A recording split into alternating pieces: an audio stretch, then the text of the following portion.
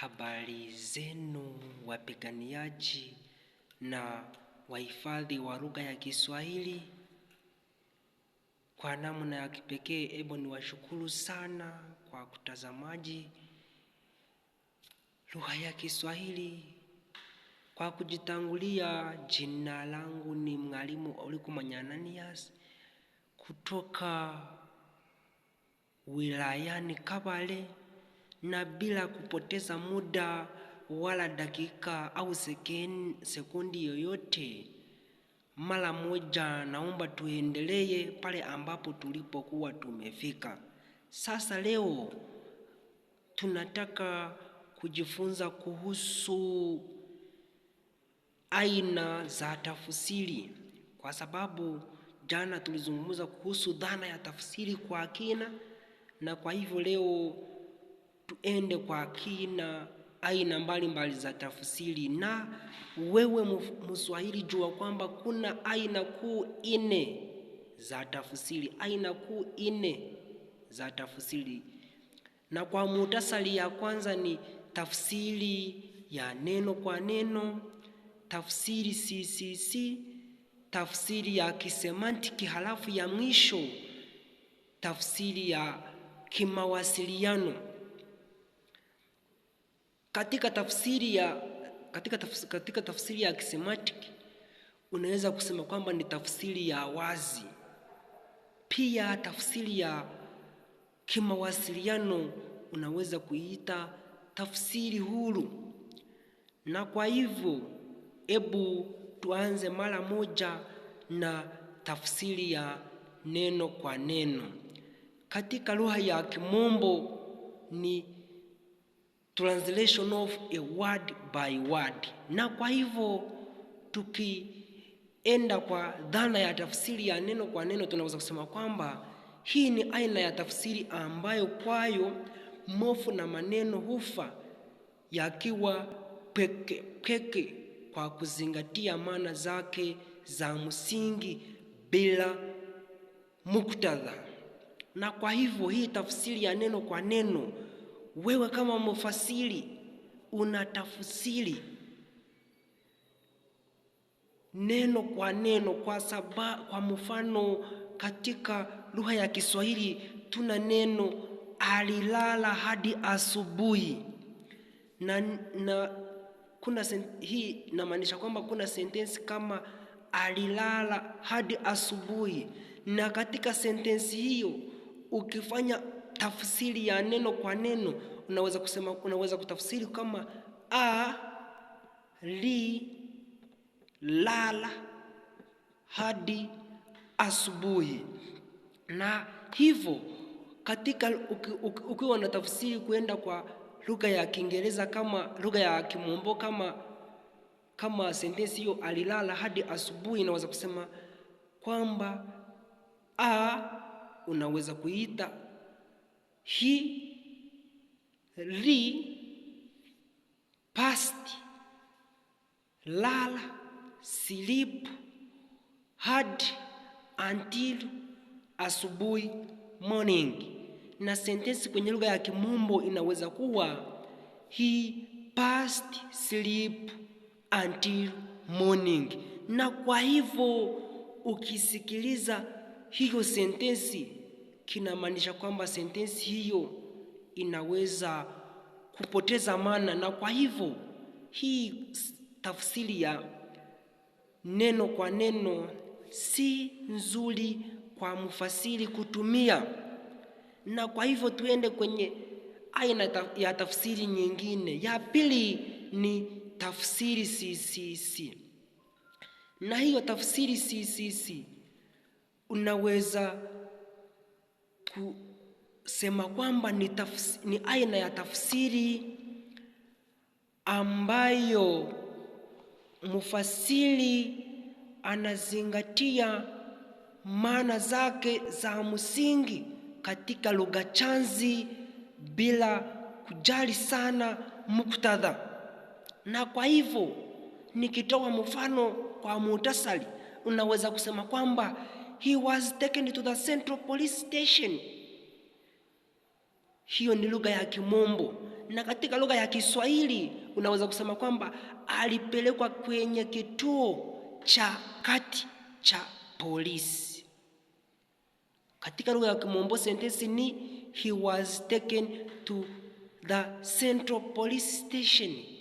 Alipelekwa kwenye kituo cha kati cha polisi.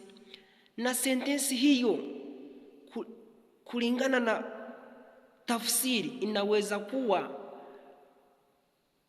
alipeleka kwenye kituo kikuu cha polisi. Na kwa hivyo hii aina ya sentensi hii aina ya tafsiri ambayo ni tafsiri sisi pia kulingana na mimi si nzuri kwa mfasiri kuitumia, yaani inaweza kupoteza maana wakati wa kuitumia katika kuandika kama insha au shairi. Msomaji anaweza kupotea au kuelewa vizuri. Na kwa hivyo tukienda kwenye aina ya tatu ya tafsiri ambaye ni tafsiri ya kisemantic au tafsiri ya wazi. Tafsiri ya kisemantic au tafsiri ya wazi. Hapo nataka uwe kama msomaji wa lugha ya Kiswahili uelewe vizuri hizi aina za tafsiri. Wakati ukiwa unafundisha au unasoma, uwe unaelewa kitu ambacho unasoma. Hii aina ya tafsiri ya kisemantic ni aina ya tafsiri inayoegemea sana kwenye lugha chanzi kwa maandishi. Hiyo aina ya tafsiri ukiwa unafanya hii ni aina ya tafsiri ambayo wewe kama mfasiri unatumia uhuru wako ukisoma sentensi, halafu mwisho ukafanya tafsiri bila kubadili maana au lengo la mwandishi. Na kwa hivyo nikitoa mfano kama katika lugha ya Kiswahili, alikwenda mpaka nyumbani kwake. Alikwenda mpaka nyumbani kwake. Katika lugha ya Kimombo naweza kusema kwamba he went up to his home. He went up to his home.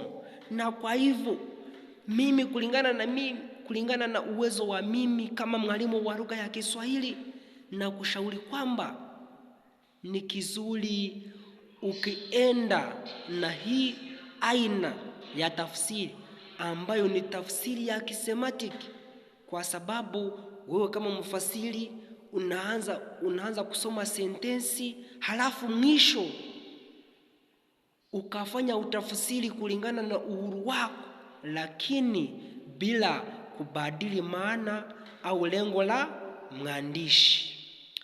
Nafikiri tuko pamoja Waswahili, si ndio? Nataka tuende polepole, halafu tukifika mwisho uwe unaelewa aina hizo za tafsiri kwa kina. Wakikiuliza au ukiwa unataka kueleza kwa mtu mwingine uwe unaelewa vizuri. Halafu ya 4 ni tafsiri ya kimawasiliano au tunaweza kusema kwamba ni tafsiri huru. Hii tafsiri ya kimawasiliano ni tafsiri inayozingatia na kumlenga msomaji wa matini lengwa ambaye huhitaji ugumu wowote katika matini atakayosoma. Hapa kulingana na mimi kama mwalimu wa Kiswahili, hii tafsiri ya kimawasiliano au tafsiri huru ni aina ya tafsiri ambayo mfasiri akiwa anafanya tafsiri, mtu mwingine awe anasimama sehemu moja na mfasiri asimame karibu na yeye, halafu aanze kufanya utafsiri wake. Na hii tafsiri ya mazungumzo, mara nyingi mfasiri anafanya tafsiri pamoja na mwandishi au msomaji wa maneno, kwa sababu kwa mfano watu wengi ambao wanatumia hii tafsiri ni wale wa kwenda kanisani, wakiwa wanahubiri katika mbele ya hadhira. Mhubiri akiwa anasema maneno ya Mungu, mfasiri anaweza kusimama karibu na yeye alafu waanze, kwa sababu kwa mfano Mwingereza anaweza kukuja sehemu hii ya kukuja nchi ya Uganda akiwa anahubiri kwenye lugha kama lugha ya Kiingereza, wanaweza kutumia mfasiri atumie lugha kama lugha ya Kiganda, lugha ya Kikonjo au lugha ya Kichiga, ili hadhira waelewe zaidi au vizuri lengo la msomaji. Tuko pamoja? Na hii aina ya tafsiri pia ni nzuri sana kulingana na mimi. Ukiwa uko kwenye utamaduni ya watu fulani, ni kizuri kutumia hii aina ya tafsiri ya mazungumzo. Na kwa hivyo, kwa muhtasari nilisema kwamba tuna aina kuu 4 za tafsiri. Ya kwanza ni tafsiri ya neno kwa neno. Ya pili, tafsiri CCC. Ya tatu, tafsiri ya kisemantiki au tafsiri wazi. Halafu ya 4 ni tafsiri ya kimawasiliano au tafsiri huru. Na kwa hivyo nawashukuru sana kwa kunisikiliza vizuri. Hizo zilikuwa aina kuu 4 za tafsiri, na kwa hivyo uwe unafanya upelelezi na uchunguzi. Ni kizuri wewe kama Mswahili kuelewa hizi aina kuu 4 za tafsiri. Yaani ukifika sehemu ya kufanya utafsiri au kuandika vitabu, uwe unaelewa hizo aina kuu 4 za tafsiri. Lakini jua kwamba ni kizuri kutumia aina kuu 2. Ukiwa unafanya utafsiri kwa kitabu au karatasi au magazeti, ni kizuri kutumia tafsiri ya kisemantiki au tafsiri ya wazi. Na pia ukiwa unafanya utafsiri kulingana na utamaduni ya watu au mbele ya hadhira, kutoka lugha lengwa, kutoka lugha chanzi kwenda kwa lugha lengwa, ni kizuri utumie tafsiri ya kimawasiliano ukiwa mbele ya hadhira. Hapo nasema kwamba kwa sehemu kubwa tumia hizo aina kuu 2, yaani tafsiri ya kisemantiki ukiwa unaandika, halafu ukiwa kwenye mbele ya hadhira kulingana na utamaduni wao, tumia tafsiri ya kimawasiliano. Na washukuru sana. Mungu akipenda tutakutana tena kuendelea. Asante sana. Nimebaki mwalimu Uliko Mwenye Ananias kutoka nchini Uganda. Asante sana. Mungu awabarikie, awaongeze miaka kadhaa duniani. Shukrani sana.